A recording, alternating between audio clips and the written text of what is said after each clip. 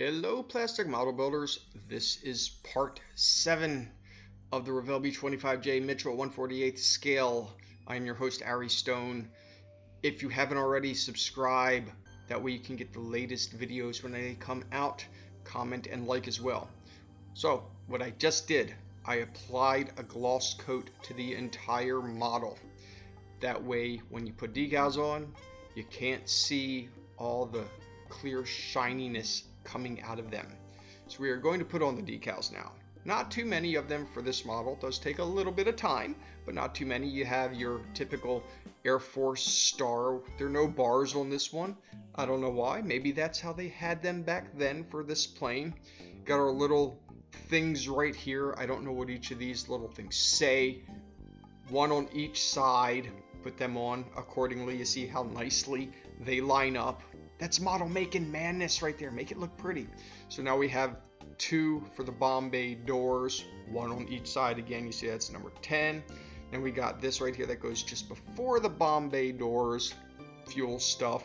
And then I put another one on the other side. I know you couldn't see it.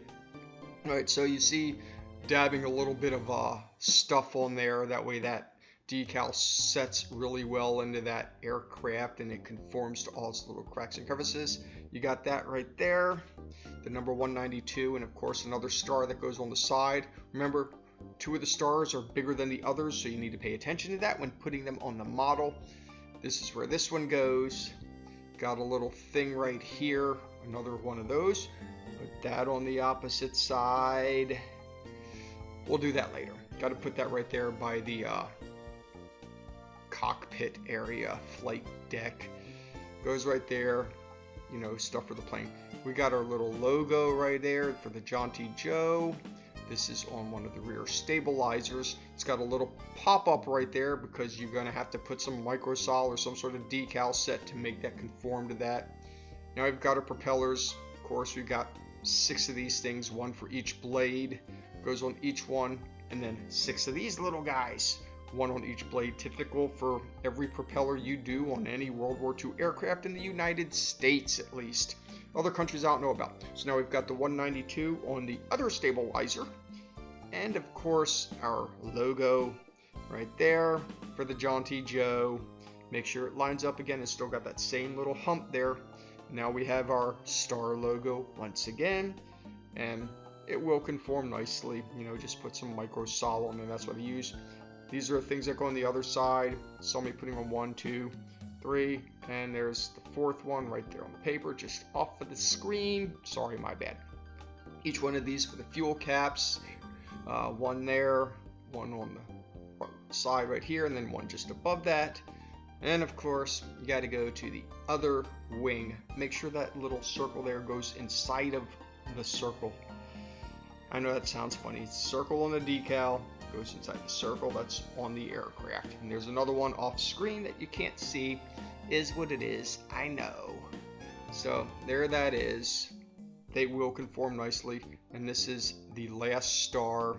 So there's 1 on each wing, front and back, and then 2 on the others. So spray a sealer coat on that. I use Pledge Revive It, which is the old Future. This is for weathering purposes. That's what we're doing right now. Going to seal it in because this is an acrylic. And when it dries, you can do fun things with acrylic hardener. So there we go. Just get the top of this and we will be ready to add a wash. So I make this little concoction. I use turpentine, probably not the best in the world. Smells kind of bad. And a little bit of black. So it looks thick right here. But I'm just going to carry that throughout the rest of the entire model and across the whole thing, getting it thinned out as much as possible. So once I've got some of this on all this wing, we're going to go back and kind of take it off.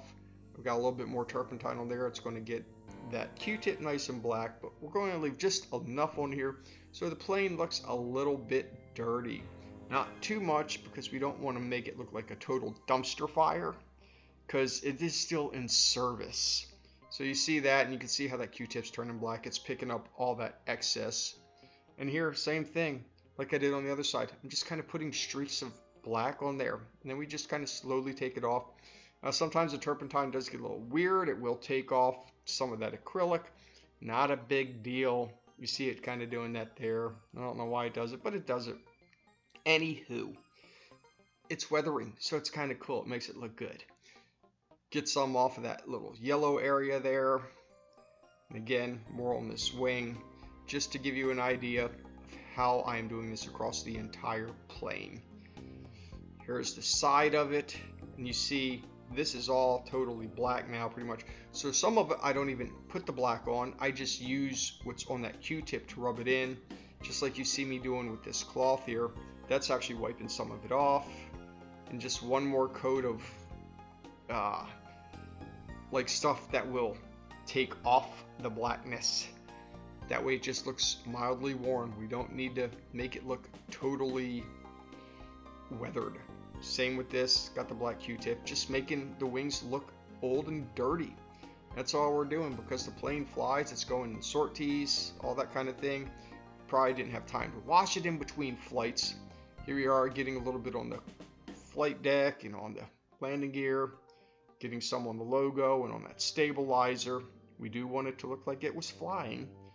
Some right here, it's for the underside of the plane. And then of course the propeller. There we go. So now we've got landing lights. Top one goes red. The bottom one goes yellow. And the middle one is green. I use translucent colors. How well they work, I don't know. But that's that. So now another sealer coat. That way if you want to wash your model, you can. This is a flat coat, by the way. Not just any other sealer coat. It is a flat coat. So the model does not look kind of glossy, which I see a lot of builders do.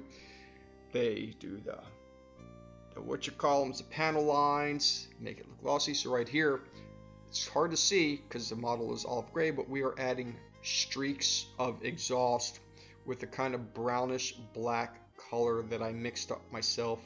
And you can kind of lightly see it there. I will do a close-up for you. We also do the underside of this model, but that's the goal. I know it's really light, but you can see it on there. And that's part of the goal, is to just barely see what's going on. It doesn't have to be predominantly out there to be like, oh, looks like he weathered this. No, that's not the goal. We just want to be able to see it. So you could tell it looks a little different. So here it is, I'm airbrushing streaks on this side now too. You know, you just use light pressure and kind of get it to where you put it close and then kind of pull it away. It is a practice thing. I'm not that great at it, but you know, you learn, and that's how we all do it. You just kind of learn how to do it and what kind of pressures do what things. I got my Badger Patriot 105. Press the button, pull back just a little bit, and voila. Just like that. So get it on that, then get some on the wings in between, just like that. You see a streaks, random patterns, however you want to do it. Fill it in a little bit. Very light coats. Remember, it's just exhaust streaking. It's not that dark. I mean, they do fly and they do get some stuff on them, and they will wash these planes. God, I hope they would at least. But there you could see how the exhaust looks right there. So now we are going to glue on our top and bottom lower glass and then the rear glass. Use my little blade there to cut it off. That way I'm removing stuff instead of cutting through it. It leaves a finer edge. Now these did not sit very well on the plane, so you gotta kind of have to make it work. That was my debate when to put this on. So now I am doing this correctly. I've got some of my crystal clear, thinned it down so it flows almost kind of like glue in there, you know, like thin cement. Same principle. And you can see where we're going to have to put some filler or something, maybe just thicker glue, that way we can cover that up. Now here's the lower one, still leaving the guns exposed because we're going to go back and paint it. This was a hard one to get on. It didn't quite want to line up. You have to play with it a little bit. It is what it is. Maybe next model, if I do it, it'll turn out a little bit better. I hope so. So now we have to put on the rear one. This went on pretty easy. See that? And you just see how all the, when it's watered down, the glue just, it flows right into there, and just make sure it dries for a while. That's simple. There we go. just like that. I think I said it earlier, model making madness. Anyway, so we are now painting the tan gun cloths, where the gun sticks through, on these windows. We're going to do that, and then we are going to paint the guns all black. So thanks for watching, and as usual, until next time, see ya.